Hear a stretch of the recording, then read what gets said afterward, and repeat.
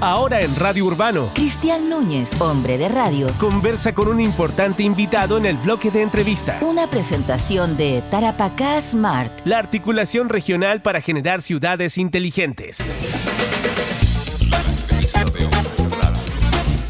Bien, pues ya estamos de regreso. Vamos a conversar de lo que ha sido tema durante la jornada de este lunes, inicio de semana, y también tema nacional, por supuesto, que vamos a mantener durante los próximos días, muy atentos a lo que va ocurriendo en la frontera con este despliegue militar y la implementación de la nueva ley de infraestructura crítica que justamente obliga a este despliegue de las Fuerzas Armadas en la macrozona norte en toda su extensión fronteriza, tal como está establecido al menos en primera instancia por 90 días. Conversamos ahora en el estudio con el delegado presidencial de Tarapacá, Daniel Quinteros, con quien ya está con nosotros acá en la radio. Delegado, ¿cómo le va? Buenos días. ¿Cómo estás, Cristian? Muy buenos días a ti y a todos quienes nos escuchan. Bueno, delegado, ayer una intensa jornada allá en la frontera, en Colchane, con la visita de la ministra Toá, el ministro de Defensa subrogante, autoridades, parlamentarios, alcaldes. La verdad es que era oficializar algo que ya está vigente, entiendo, desde el viernes, con la implementación, con el despliegue de militares en esa zona y con la intención primordial de controlar este fenómeno migratorio que ha estado descontrolado hace ya casi 3 años en esa zona y donde ingresan decenas o centenares de migrantes a diario. Anoche había una cámara TVN instalada en el lugar que mostraba la cantidad de gente aglutinada al otro lado de la línea fronteriza, delegado. Bueno, efectivamente, ayer una agenda intensa, un día importante, porque nos permitió materializar un trabajo que llevábamos hace meses, que tuvo un largo recorrido, pero que por suerte tuvo una tramitación bastante rápida en el Parlamento, particularmente en el Senado, tuvo una tramitación de 2 días. Lo cual muestra la transversalidad de la necesidad, digamos, de poder llevar un reforzamiento a la frontera que nos permita ordenar de mejor manera lo que ocurre ahí hoy día, ¿no? Sabemos que en el último tiempo las capacidades del Estado que estaban puestas en frontera no permitían identificar, por ejemplo, ni controlar o registrar a todas las personas que por ahí transitaban. Y eso sin duda que es un riesgo para cualquier Estado, y por lo mismo era importante poder subir el estándar, digamos, ¿no? Pero de manera ordenada, con facultades legales y con recursos tal cual está ocurriendo hoy día con infraestructura crítica. Claro, y mantener estos parámetros también de internacionales, de tratados internacionales que tienen que ver justamente con el fenómeno migratorio.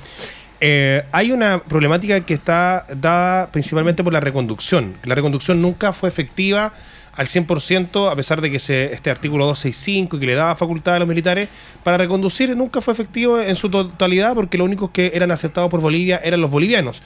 Entiendo que con Perú pasa otra cosa, pero con el problema mayor, sabemos bien, el 95% o el 98% de los migrantes ingresa por Colchane y ahí está la frontera con Bolivia. Y Bolivia no recibe a quienes no son bolivianos. Y ese sería un punto que ayer la ministra, entiendo, marcó, que habrían conversaciones con la Cancillería boliviana, o ambas cancillerías en realidad, para buscar acuerdos en esa materia. Bueno, efectivamente, yo quiero distinguir quizás algunas cosas. En el caso del decreto 265, un decreto que estaba vigente desde el 2019, que permite la colaboración, no el protagonismo, digamos, sino que la colaboración en un rol más secundario, más de apoyo, digamos, en 3 materias que eran bien específicas: logística, transporte y tecnología para el resguardo de la frontera. Y eso, si bien permitió mejorar, digamos, ¿no?, la presencia y las capacidades que tiene el Estado en frontera, de alguna manera, y los antecedentes que todos conocemos, digamos, dan cuenta de ello, no fue efectivo. Yo quiero recordar que hace prácticamente un año, cuando ya estuvo vigente la nueva ley de migraciones, el discurso de las autoridades de la época era que la reconducción iba a ser la solución a todos los males.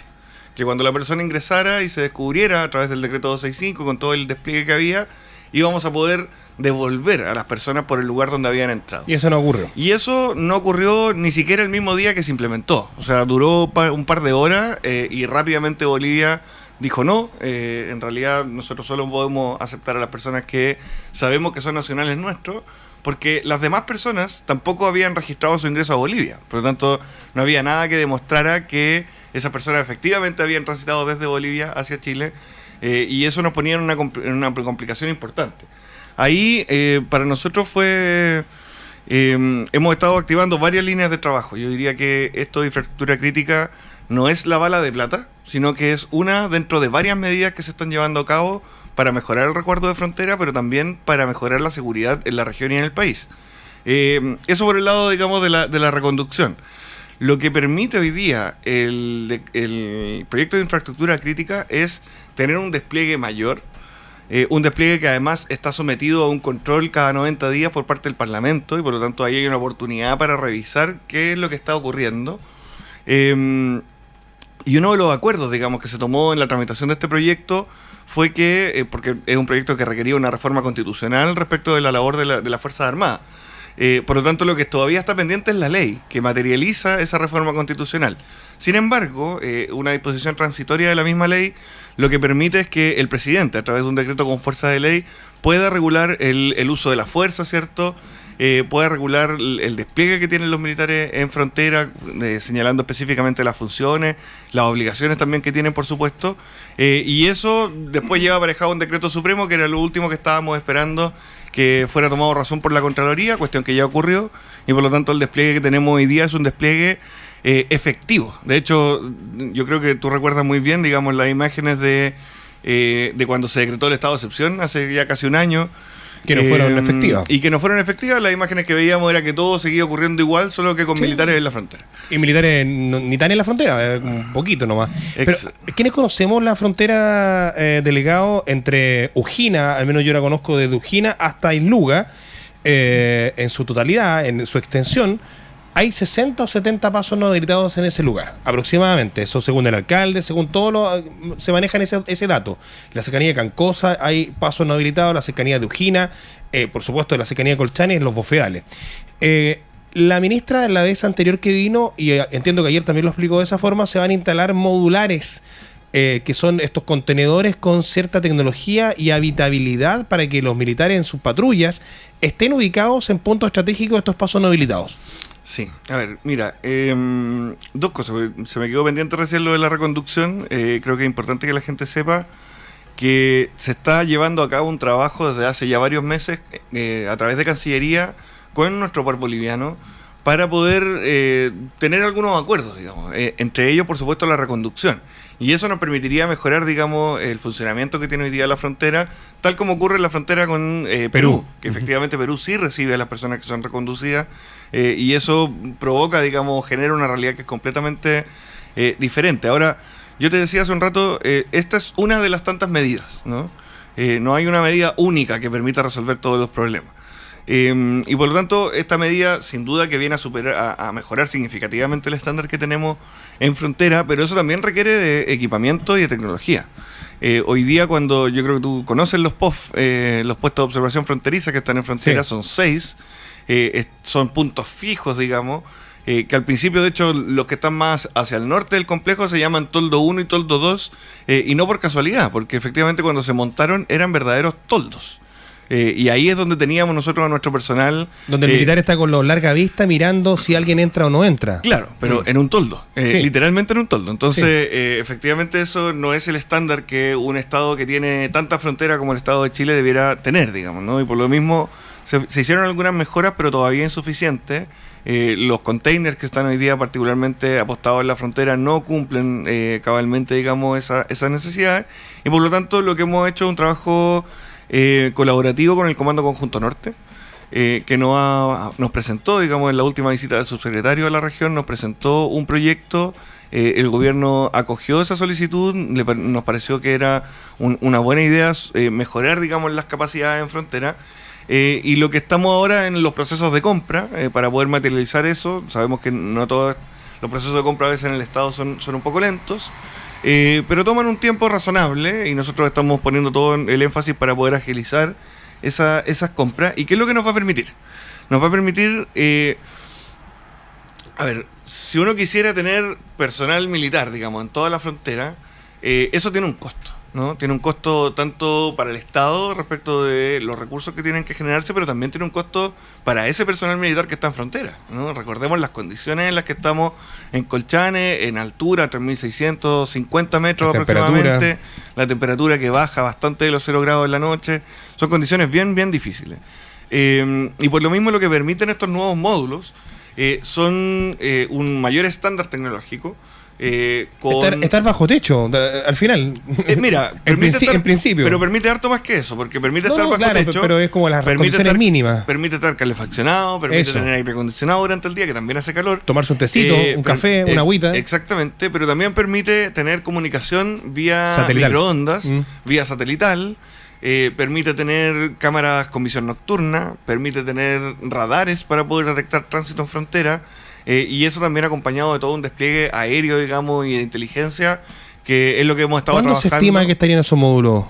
Nosotros queremos tener esto durante el primer semestre ya instalado. Estamos tratando de que podamos pilotar uno de estos módulos, que además van a tener una característica, porque lo que necesitamos acá es un despliegue más que fijo, más que puntos fijos, necesitamos un despliegue dinámico por la frontera. Tú lo señalabas. La cantidad de pasos no habilitados, digamos que ahí las cifras varían, digamos, depende de uno a quién le consulte, pero yo en esto confío bastante en los datos que tiene Carabineros, que tiene la capacidad, digamos, de... ¿Cuánto dice Carabineros que hay? Bueno, esa información que es reservada, ya, perfecto. Cristian, pero se estima en 60-70. Es un número quizá un poco menor que ello, pero lo importante, más que el número, es saber por dónde están, ¿no? Y cuáles son las rutas que utilizan particularmente las redes de tráfico ilícito de inmigrantes, las redes de tráfico de armas, de tráfico de droga, de contrabando, y yo creo que todo este despliegue que hemos estado realizando va a permitir varias cosas. Va a permitir un mejor ordenamiento en el territorio, va a reducir el ingreso por pasos no habilitados, va a reconducir a estas personas hacia el complejo, que es donde son registradas, identificadas por la Policía de Investigaciones, pero también va a ser un golpe, yo creo que bastante duro al narcotráfico, al tráfico de armas y a las organizaciones que se dedican al contrabando en nuestra región, que sabemos que es un problema importante, lo hemos priorizado dentro del trabajo contra el crimen organizado, y nosotros esperamos que esto pueda tener va a ser disuasivo para el crimen organizado. Sin duda, sin duda. Bueno, delegado, la problemática está en la frontera con el ingreso descontrolado que había hasta ahora durante casi 3 años. Esto ocurrió el gobierno anterior, en este año de gobierno también.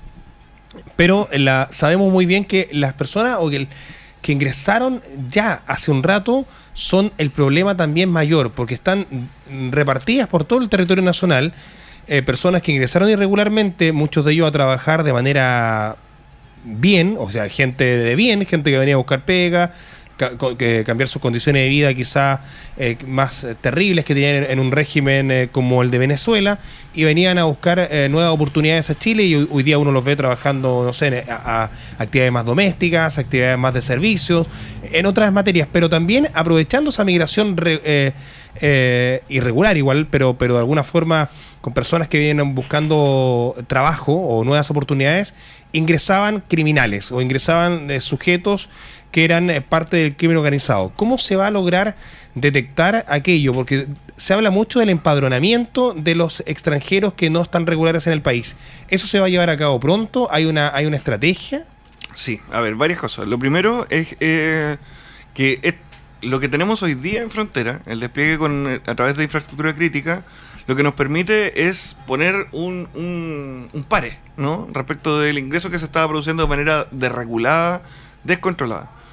Efectivamente, yo lo he señalado varias veces durante este año, el principal problema de la irregularidad migratoria, de los ingresos por pasos no habilitados que no son identificados, es que nos ponen en una situación donde hay 3 preguntas que el Estado hoy día no tiene la respuesta. ¿Cuántos son? ¿Quiénes son? ¿Y dónde están? Eso no lo sabemos, y eso es un problema, digamos, para cualquier Estado cuyo fundamento esencial es poder controlar lo que pasa dentro de su territorio. Por lo tanto, lo que tenemos que llevar ahora adelante es un proceso, efectivamente, como tú lo señalas, de empadronamiento. Ese es un trabajo que se ha venido haciendo desde hace varios meses también, en conjunto con la Policía de Investigaciones, con el apoyo también de la Organización Internacional para las Migraciones, que nos va a permitir mejorar ese estándar de control. Vamos a tener un poco más de 50 puntos de control a lo largo de todo Chile. Eso es algo que queremos implementar, ojalá hacia fines del primer trimestre, a comienzos del segundo trimestre de este año. Ha sido un trabajo bien costoso, digamos, bien dificultoso, pero yo agradezco ahí el trabajo de todas las agencias que han permitido avanzar en esto y que prontamente nos van a permitir tener un despliegue que nos va a permitir tener ese control, tener ese registro que es tan necesario, digamos, para la seguridad del país. ¿Hay alguna medida nueva en materia migratoria? Porque se hablaba también de que hay cuestiones pendientes de la política migratoria del gobierno anterior, que miles de migrantes que no están registrados. ¿Hay alguna política nueva, alguna novedad al respecto que vamos a conocer para que esas personas se regularicen? Porque hay miles de personas que hoy día buscan trabajar, o también para el mismo sistema, como usted bien dice, delegado, el Estado requiere que ellos estén regulados y no se mantengan de manera irregular en el territorio. Sí, a ver, ahí mencionar varias cosas. Lo primero es que este es un primer paso, ¿no? Es un primer paso el despliegue que tenemos hoy día en frontera. El empadronamiento va a ser un paso siguiente, y eso nos va a permitir tener una radiografía completa, digamos, de cuál es la situación en la que nos encontramos para poder tomar las medidas que correspondan. Ahora, yo le quiero recordar, digamos, a quienes nos escuchan que con la nueva ley de migraciones, que entró en vigencia el año pasado, el 12 de febrero, de hecho, del año pasado, una de las cuestiones que se mandata en la ley es a que el Servicio Nacional de Migraciones pueda producir en un proceso participativo una nueva política nacional de migraciones.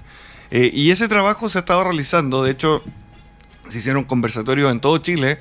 Acá nosotros también tuvimos un conversatorio que se realizó en el Salón de Convenciones de Sofri, donde participaron distintos actores de manera muy transversal, empresarios, políticos, dirigentes sociales, etcétera, y que nos permitió tener una mirada general de lo que la región está pensando respecto de la política migratoria. Todos esos antecedentes fueron recogidos, fueron sistematizados, y están hoy día en una formulación final, en una etapa final, digamos, de la formulación de la nueva política nacional de migraciones que debiera ser presentada al presidente de la República en los próximos días.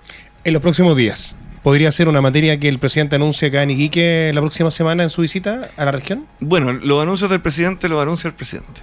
Delegado, conversamos con Daniel Quinteros, el delegado presidencial de la región de Tarapacá. Hay información que maneja la Fiscalía, entiendo, de acuerdo a información que he logrado recabar también, que hay datos concretos de dónde están instaladas las bandas del crimen organizado en zonas como tomas y campamentos irregulares. ¿Van a haber desalojos prontamente en esos puntos? ¿Se van a sacar estos quistes, como se ha llamado? ¿Se está enquistada el crimen organizado en estos lugares donde además mucha gente vulnerable es aprovechada y también abusada de estas bandas en toda materia, ¿no? Se le venden los terrenos, se le arriendan los terrenos que son irregulares, que son del Estado además, y que son tomados por estos grupos? A ver, sobre la pregunta, varias cosas. Lo primero es que nosotros en conjunto con el Ministerio de Bienes Nacionales hemos estado, y otras carteras también, hemos estado persiguiendo un delito que aparece en la Ley General de Urbanismo y Construcción, que es el delito del loteo irregular, y que tiene penas bastante altas, tiene penas que van de 3 años y un día a 10 años. Por lo tanto, por el quantum de la pena, digamos, ¿no? Por lo gravoso que es la pena, permite la incorporación de técnicas especiales de investigación. Esa es una coordinación que hemos hecho con distintas carteras, pero también es una conversación que hemos tenido con el Ministerio Público para poder denunciar justamente a quienes finalmente se están aprovechando de la necesidad habitacional de miles de familias, loteando terrenos que son de todos, que son del Estado finalmente, y que sin duda no cuentan con la autorización para eso. Por lo tanto, ese es un primer paso que estamos dando. Nosotros hemos estado recogiendo antecedentes.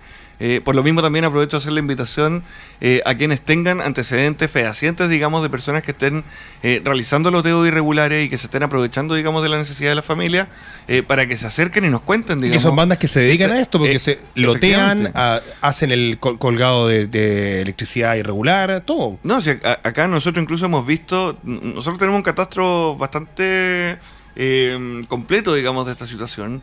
Y lo que hemos visto incluso en algunos lugares es que hay profesionales trabajando en esto, digamos, nivelando los terrenos, realizando una serie de trabajos en el terreno para poder adaptarlos, digamos, cercarlos, rayarlos, venderlos, etcétera. Es todo un trabajo, la verdad. O sea, efectivamente esto no es una cosa artesanal, que alguien dijo, oye, ¿sabes qué? Nos ponemos de acuerdo y nos vamos a este lugar. Gente que sabe, va y se cuelga de la red eléctrica, tira un tendido. Exactamente. Y probablemente gente que también cuenta con información privilegiada en cierto sentido respecto de cuáles son esos terrenos. Eso es lo primero. Ahora, lo segundo es que respecto del combate al crimen organizado, nosotros, como ya la comunidad lo debe saber, es primera vez que el Estado cuenta con una política nacional contra el crimen organizado que recoge las particularidades del territorio. Nosotros hemos estado trabajando en eso. Tenemos ya en la región un plan regional contra el crimen organizado que tiene 71 medidas que son súper concretas. De hecho, creo que son 72 y se incorporó una ahora durante el verano. ¿Están operativos? Están operativos, tienen obviamente una fase, tienen una implementación por fases, digamos, ¿no? Escalonada. No vamos a implementar las 72 medidas de una sola vez. Sino que hay cuestiones que requieren, digamos, un mayor plazo, pero hay medidas que se están ejecutando, hay coordinaciones que se están haciendo para compartir información, para mejorar y agilizar muchas veces los procedimientos.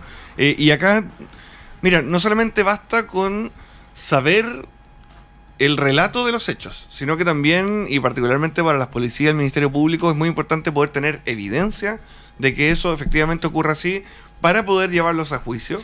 Y poder obtener condena satisfactoria. Delegado, todo eso en materia de seguridad pública, lo de la frontera, lo de del crimen organizado, la instalación de estas bandas criminales en medio de los campamentos irregulares, todo eso en materia de seguridad pública, pero también está el abandono del Estado en todos sus sentidos en la región de Tarapacá durante décadas. Hablamos de muchos años en que acá el Estado abandonó la región o quienes estuvieron administrando la región no se hicieron cargo de los problemas durante de tanto tiempo. Hablamos de estos controles de Quillagua y El Loa, por dar un ejemplo de infraestructura, sí, de cuestiones que no tienen ni... Uno las ve y dice, ¿de qué siglo son estas cosas, no? ¿Hace cuántos años que no se construye un colegio? ¿Por qué tenemos puros colegios de 100 años? Sí. ¿Qué pasó en los últimos 20 o 30? ¿Por qué no hay colegios? ¿Por qué no hay más comisaría? La última fue la cuarta, pero ya existía, sino que se habilitó como cuarta comisaría. Entonces, el abandono del Estado en la zona norte del país es tremendo durante los últimos 15 o 20 años. Sí. Y nadie se hace cargo, nadie se hacía cargo hasta ahora, que hay que hacerse cargo. ¿Y cómo se hace cargo este gobierno en esa materia, delegado? Entiendo que una de las cuestiones es declarar o decretar a Tarapacá como zona extrema para darle más recursos. Sí. A ver, de nuevo, tu pregunta tiene varias respuestas. Lo primero es que, y déjame mandar aquí un saludo al equipo de la Policía de Investigaciones que ha estado trabajando en materia de homicidios. Nosotros tuvimos una conversación con el fiscal nacional cuando vino, en donde le pedimos básicamente lo que le han pedido todos los actores de la región, que son más fiscales, pero también hicimos una solicitud bien específica, quizá un poco técnica para quienes nos escuchan, pero que para nosotros era importante, porque cuando nosotros miramos, digamos, los datos de homicidios que han ocurrido durante los últimos 2 o 3 años, hemos identificado un patrón, ¿no? Y hay algunos que dicen relación con ajustes de cuenta entre bandas rivales y que por lo tanto requieren una mirada de conjunto. Lo que ocurre tradicionalmente con los homicidios es que cada vez que ocurre un homicidio lo toma el fiscal de turno, ¿cierto? O eso se deriva a otro fiscal, pero lo que tenemos es cada fiscal mirando una causa por separado.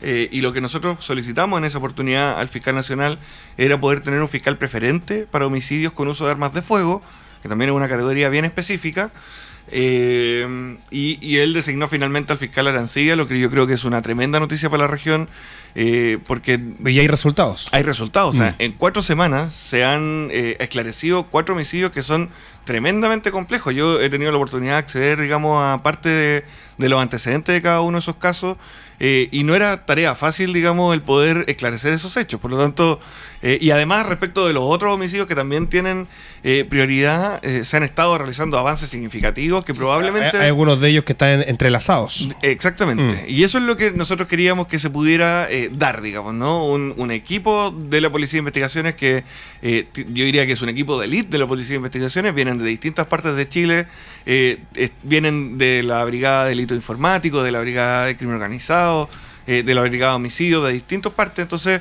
la verdad que ha sido un trabajo bien exhaustivo, y yo creo que los datos están a la vista, digamos. O sea, la situación terrible que tuvimos en materia de homicidios en enero no se replicó en febrero. Y eso es parte por las señales que se han dado y por el trabajo que están haciendo las policías. El último homicidio además tiene otro carácter, no es parte del crimen organizado. Completamente distinto. Y eso es importante ir separando, digamos, ¿no? Ahora, también quiero mandar un saludo acá y un reconocimiento al trabajo que hace Carabineros de Chile, que reaccionó muy rápido a la crisis que estábamos teniendo en ese momento en Alto Hospicio particularmente. Desplegó recursos de donde no habían, digamos, a través del Escuadrón Centauro y del equipo de COP, y han realizado operativos en distintos lugares, en distintas zonas de Alto Hospicio, con tremendos resultados. Ahora, entrando de lleno en tu pregunta, efectivamente acá hay problemas de equipamiento, hay problemas de dotación, hay problemas de tecnología y hay problemas de infraestructura. O sea, los problemas son múltiples, son sistémicos y están entrelazados. Por lo tanto, no basta, por ejemplo, con llevar un escáner a Colchane, sino que necesitamos llevar dotación especializada que sepa operar el escáner. A veces yo he tenido la oportunidad de ver, digamos, ¿no?, las imágenes que transmiten estos escáneres, y es como, para alguien que no es médico, digamos, es como ver una radiografía o un escáner, digamos. Hay que tener ese ojo especializado, entrenado, para poder llegar a pesquisar, digamos, las cuestiones que pueden ser de interés. Efectivamente, el complejo de Colchane requiere una actualización. Nosotros hemos estado mirando esa situación de manera bien detenida. Ya está el equipo. Nosotros, con recursos del crimen organizado, estamos en proceso de compra, digamos, de un escáner. Un equipo de aduanas ya vino a ver la factibilidad técnica para poder instalar ese equipo en Colchane. Además, hicimos gestiones para poder avanzar rápidamente con el complejo de Quillagua, que probablemente en 18 meses más vamos a estar con un complejo que es completamente distinto al que tenemos hoy día. Y estamos en carpeta agilizando también mucho los trámites para que el LOA también pueda elevar el estándar, también con un escáner, con mejora de la habitabilidad para el personal que ahí trabaja, etcétera. Pero nosotros, bueno, uno de los énfasis que puso el presidente de la República, Gabriel Boric, en el presupuesto, la ley de presupuesto de este año, fue la reactivación económica, ¿no? O sea, los 3 ejes que marcan el presupuesto son seguridad económica, seguridad social y seguridad pública. Y en ese sentido, uno de los ministerios que aumentó más su presupuesto es el MOP. Y eso tiene un sentido, digamos, ¿no? Primero, porque nos permite mejorar y actualizar la infraestructura que tenemos, pero también nos permite generar empleo, ¿no? En un proceso de desaceleración de la economía, la inversión pública tiene la capacidad, digamos, de tener estos efectos contracíclicos, como se llaman. Y ahí es donde nosotros hemos estado trabajando con la Seremi del MOP, con Gabriela González, ¿Para hemos estado levantar algún proyecto trabajando nuevo? para tener una cartera de proyectos en materia de seguridad. Lo que tenemos hasta ahora, todavía no lo quiero anunciar como corresponde, digamos, pero lo que tenemos hasta ahora es un conjunto de 10-12 proyectos que en total podrían llegar a totalizar más de 120.000 millones de pesos que se van a inyectar durante estos 3 años que nos quedan en la región, para mejorar los complejos aduaneros, para mejorar las instalaciones de las policías, para crear una nueva subcomisaría en el sector sur de Alto Hospicio, para elevar de categoría la tenencia de Guara a subcomisaría, para elevar de categoría la subcomisaría de Colchane a comisaría. El litoral costero. El litoral costero con el proyecto de Chanaballita, y distintos proyectos que van a, en conjunto, mejorar la capacidad que tiene el Estado hoy día en la región. El delegado Daniel Quinteros conversando con nosotros a esta hora de la mañana, después de la visita de la ministra al Interior y el despliegue militar en la frontera. Delegado, la próxima semana vendría el presidente de la República, sabemos, el jueves 9, el viernes 10, y dentro de los hitos está la inauguración del Hospital de Alto Hospicio, que entiendo ya está listo, está ok, entre otras cosas. Ya, mira, de nuevo varias respuestas a tu pregunta. Es que haces preguntas muy, muy complejas. Lo primero es que la venida del presidente es algo que el presidente evidentemente lo tiene muy en la retina. Cuando lo hemos conversado... Ya se informó de la moneda ayer que está listo para el jueves. Sí, una de las cosas que el presidente quería hacer era terminar el primer año de gobierno habiendo recorrido todas las regiones, y en un formato que es distinto del que hemos visto en otros gobiernos, digamos, ¿no?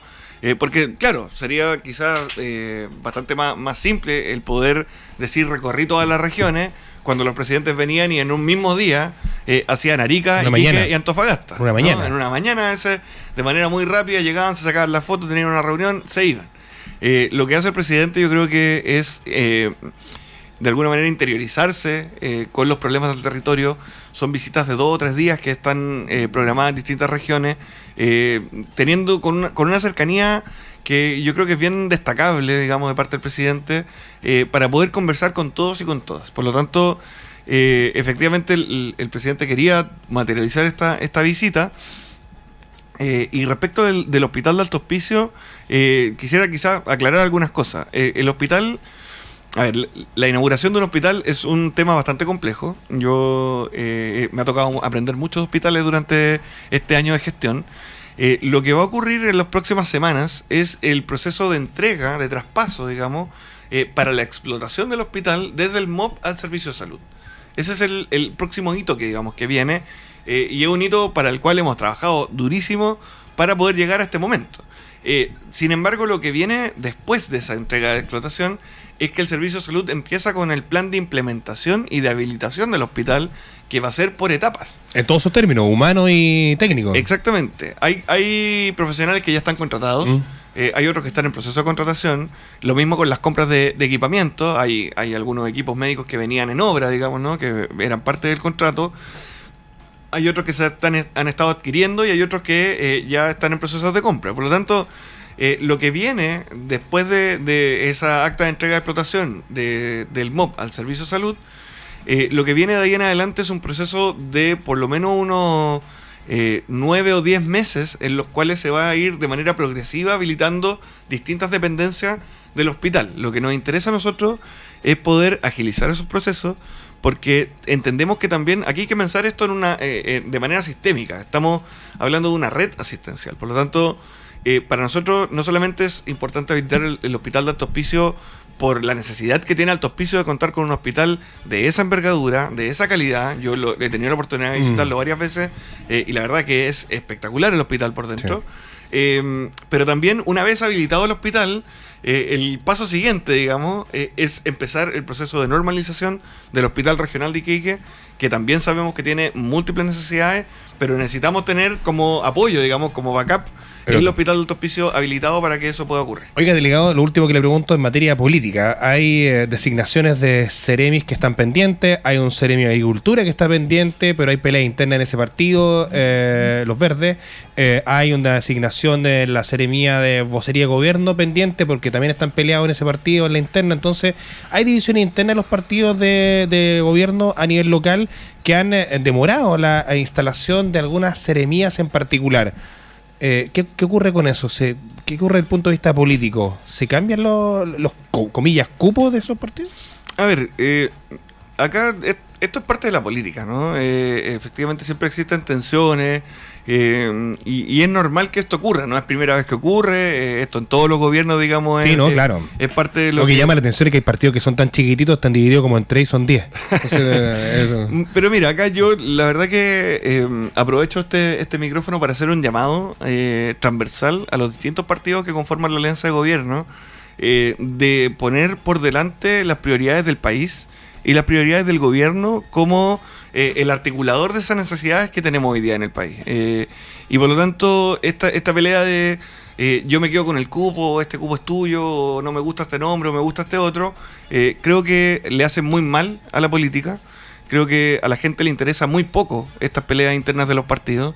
Y lo que les interesa es que las autoridades estén a disposición de resolver los problemas de la región, de resolver los problemas del país, y eso es para lo que estamos trabajando todos quienes conformamos el gabinete. Por lo tanto, efectivamente estos procesos pueden tener algunas tensiones, pero estamos en proceso de resolverlo, y una vez resueltos, lo que se les exige a cada una de las autoridades es que estén a plena disposición de la ciudadanía para resolver los problemas de la región. ¿Cuál va a ser el principal hito que va a tener el presidente entonces, si no el Hospital de Alto Hospicio? Estamos trabajando en su agenda, ya pronto vamos a dar a conocer eso, particularmente a la prensa para que nos acompañe. ¿Iría a la frontera él? Lo estamos trabajando también, yo creo que lo de ayer era importante, vamos a estar monitoreando también lo que va a pasar en los próximos días con esto. Yo, bueno, entre la delegada provincial Luz González y quien habla, vamos a estar bastante con harta presencia en Colchane y en distintos sectores de la frontera para poder monitorear en terreno lo que está ocurriendo, y eso sin duda va a ser parte de lo que le vamos a estar informando al presidente para cuando venga. Bien, pues Daniel Quintero, delegado presidencial de Tarapacá, gracias por la conversación, que le vaya muy bien. ¿Algo más que sea importante? No, agradecer nomás el espacio, valorar el espacio para hablar de proyectos tan importantes como infraestructura crítica.